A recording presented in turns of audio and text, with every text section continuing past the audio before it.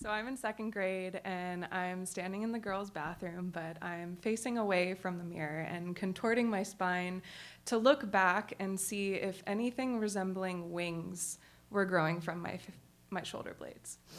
See, a few weeks ago, my best friend Kevin came up to me on the playground and told me that his friend had told him that he heard if you got your hands on some fairy dust, then you too could grow wings and become a fairy.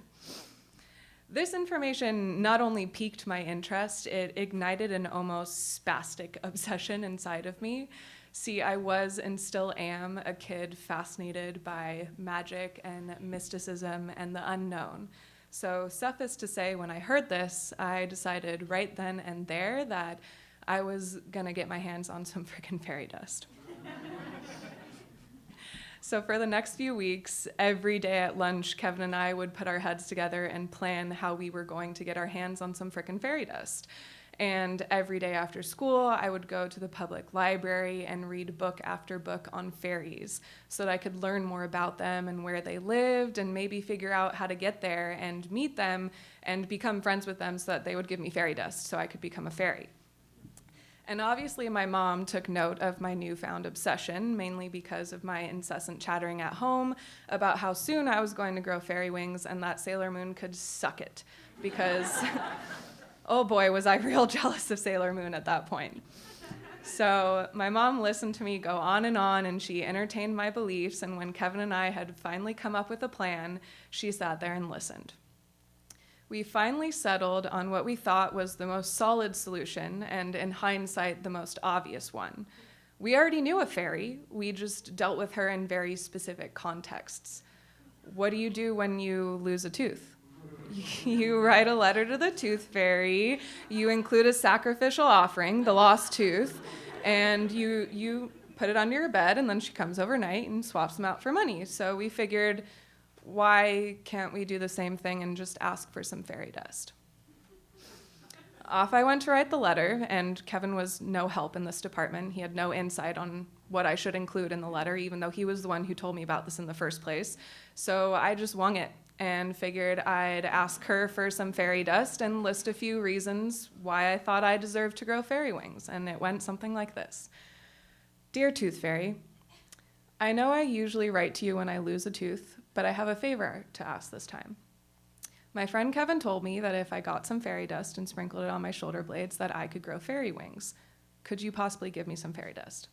Here are a few reasons why I think that I'm a good human deserving of becoming a fairy.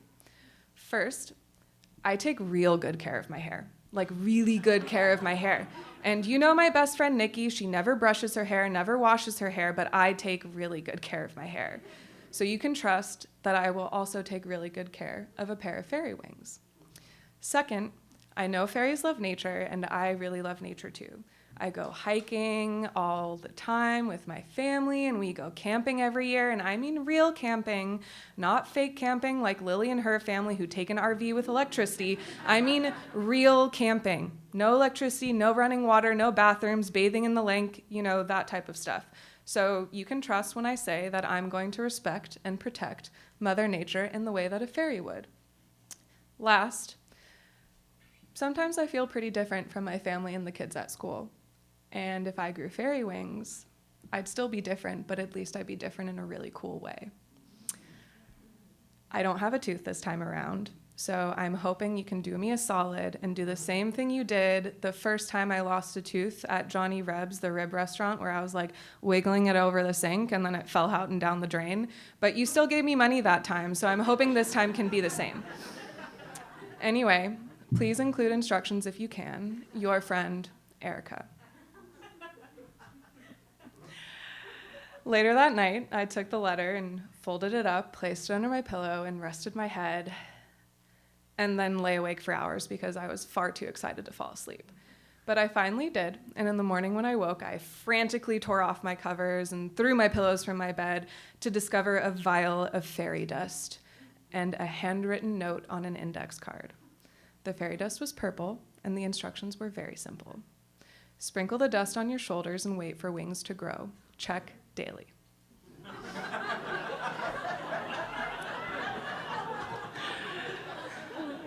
clearly, I wanted to do this right away. Like, as I said, I was obsessive about this, spastically obsessive about it. But I figured it was only fair to wait for Kevin to come over, since I had already invited him to come over in preparation that morning. He had been around, since the beginning, and he was the one who told me about the fairy dust and fairy wings in the first place, so it was fair. Also, I really was not confident that I could reach that part of my back easily, and I really did not want to mess this up. If you can't tell already, I was dedicated to growing fairy wings. So I waited for Kevin to come over, and when he came over, we went outside and sprinkled the fairy dust on my shoulder blades, and me shaking nervously like an excited chihuahua really did not help him get the fairy dust on my shoulder blades, but we finally got it on there, or enough, we thought, and we went outside to play in the backyard. After a few hours of playing, we both went back inside and checked in the bathroom mirror to see if anything was growing, but nothing was there. And then we remembered that the instructions had said check daily, so clearly they were not going to be growing in a couple of hours. Kevin went home, and every day for weeks after, when I woke up in the morning, I would sprint to the bathroom and turn around to check to see if anything was growing out of my back. During lunch at school, I'd run to the bathroom as soon as we got onto lunch break, and despite all the whisperings and giggles from the other girls in the bathroom, I still turned around and checked for fairy wings. Every day after school, I would go home, and we had this, plastic play set in the backyard, and I'd climb to the top and jump off in hopes that fake flying would somehow, kickstart their growth. And every time I jumped off of that, I would jump and see my mom looking at me from the kitchen window.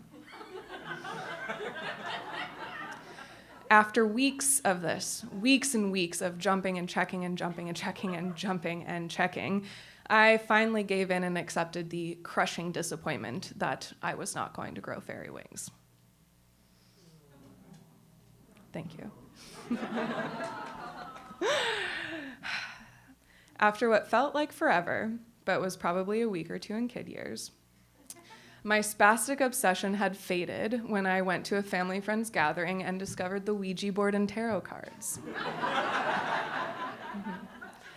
But I had kept that vial of fairy dust hidden in my nightstand drawer, and every time I opened that drawer to check to see if it was still there, I saw it sparkle in the sunlight, and I remembered some of that crushing disappointment.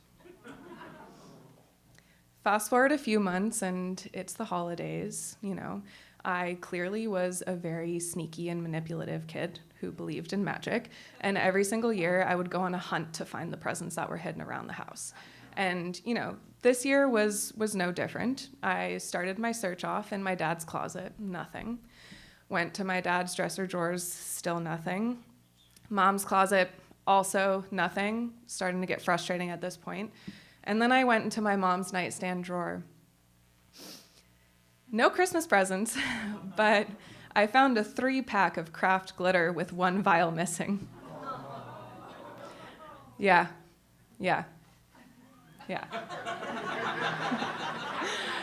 Funnily enough, though, this was not the first time I had discovered one of my mom's charades. Last Christmas, or maybe the Christmas before, I had found out that my mom was Santa, or actually, that Santa wasn't real, when I discovered that Santa's handwriting was suspiciously identical to my mother's. But there was no way that she could lie to me twice in exactly the same way. Especially after watching me every day for weeks jumping off of that frickin' playset, there was no way my mom could be lying. I just could not believe it. So, conflicted, I huffed and puffed my way down the hallway into my bedroom to pull out that index card that the supposed tooth fairy had written me. And I took out that card, and I took out a birthday card my mom had recently written me. Funny how I used the exact same tactic this time around, and I matched the handwriting. Because I had to find out for real if this fairy dust was fake or not, because it meant so much to me. I thought maybe, I hadn't grown them not because we hadn't done it right.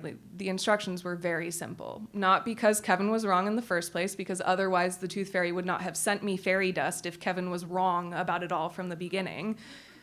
But I was thrown because the only reason I didn't grow fairy wings must have been that I didn't deserve them. I wasn't special enough to grow fairy wings. So this hurt. I really, really, really had to check if my mom was lying about this or not. But I pulled out that index card and I pulled out that birthday card she had written me, and lo and behold, my suspicions were confirmed. The handwriting was identical. I didn't think that I could feel more crushing disappointment than the first time that I realized I wasn't special enough to grow fairy wings, but this time around it was way worse. That disappointment is a very far distant memory for me at this moment in time. But I never gave up on magic. My fascination with magic and mysticism and the unknown never wavered, despite all of the whisperings and weirdness and social ostracization that I experienced because of my refusal to give up on the supernatural, and honestly, probably a few other things that labeled me a strange kid. I still stuck with it. I met my new best friend, Hallie, after Kevin moved away, coincidentally at the family friend's house where I first discovered the Ouija board and tarot cards. And every sleepover that Hallie and I had, we used that Ouija board, and boy, do I have stories about what happened from that Ouija board, but that's for another time. In middle school, we bought spell books and cast love spells on our crushes. And in high school, we did moon baths and sun rituals. And to this day, there's still magic in my life. As an adult, I just experience it a little bit differently. Feeling the warmth of the sun on my face is magic, and getting out of my anxious rumination and living in the present moment is magic. Walking in a fresh snowfall and gazing up to see a full moon in crystal clear skies is magic. And laughing and feeling connected with my chosen family is magic. Don't get me wrong. The magic that I believed in as a little kid is still in my life. It's just confined to my screen when I watch TV shows and films about magic and the supernatural and unsolved mysteries and conspiracy theories and stuff like that. And if I'm PMSing and I watch a magic TV show or film where a character comes into their true power, I will start bawling. Without fail, I will just be flooded with tears. And I'm crying partly because of the hormones, but mainly because I remember that disappointment that I felt as a kid when I realized that I was never going to be special in a magical way. And when I cry, I feel empathy for that younger self of mine. And she was just a little kid, who wanted so